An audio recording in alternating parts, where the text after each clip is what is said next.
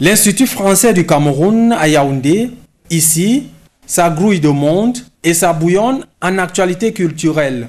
Cinéma, vernissage, exposition, théâtre, conférences, débats. Bref, tout y passe en matière d'art. Et c'est ainsi tous les jours, de lundi à dimanche. Et pourtant, à quelques encablures de l'art, son homologue camerounais, situé non loin du lieu dit nouvel échangeur de la province, est presque abandonné.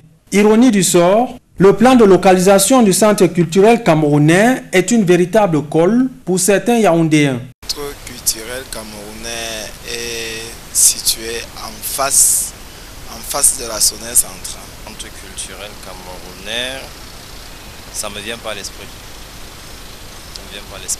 Sur le site, pas l'ombre d'un visiteur, portail fermé, quelques chaises désuètes entassées dans un coin de la cour et exposées aux intempéries. Les techniciens rencontrés sur place nous confient hors caméra que les travaux de réfection des deux principales salles de spectacle et des bureaux que nous n'avons pas pu filmer faute d'autorisation sont en cours depuis plus d'un mois. Rendus à la délégation régionale du centre du ministère de la Culture, ils n'ont pas souhaité s'exprimer. Mais comment comprendre ce désintérêt des Camerounais de leur centre culturel? Les Camerounais ont l'impression et la sensation réelle que le centre culturel français est mieux organisé, pour ne pas dire l'Institut français. En fait, il se trouve que de ce côté, il y a des employés qui véritablement maîtrisent l'industrie culturelle et donc savent véritablement détecter le talent.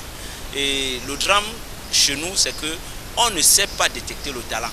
Un abandon qui peut avoir un impact considérable dans la promotion de nos propres valeurs culturelles. Vous pouvez constater qu'il y a une expatriation des intelligences dans le monde culturel. Tout le monde s'en va. Je ne vais pas vous citer les noms pour ne pas heurter les consciences, mais en réalité, il se trouve que tous les Camerounais se sentent mieux à l'étranger parce que là-bas, on respecte la dignité de l'artiste, on respecte les œuvres d'art. Chez nous, l'intérêt que l'on porte à l'artiste, c'est un intérêt bassement instinctif qui est lié à la boulimie électorale ou à d'autres fins, événements politiques qui n'ont rien à voir avec l'idéal artistique. Au regard de ce constat peu reluisant qui vient d'être dressé et qui serait la conséquence d'une tare congénitale dont souffrirait l'art camerounais de manière générale, quelle stratégie culturelle mettre donc en œuvre pour y remédier? La stratégie à mettre en place très vite, c'est de valoriser les centres culturels camerounais qui ont déjà été créés.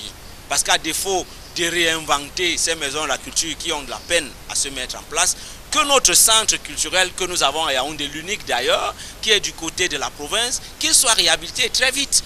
Un cri du cœur qui ne demande qu'à être entendu et suivi par les uns et les autres afin de sauver ce qui peut encore l'être.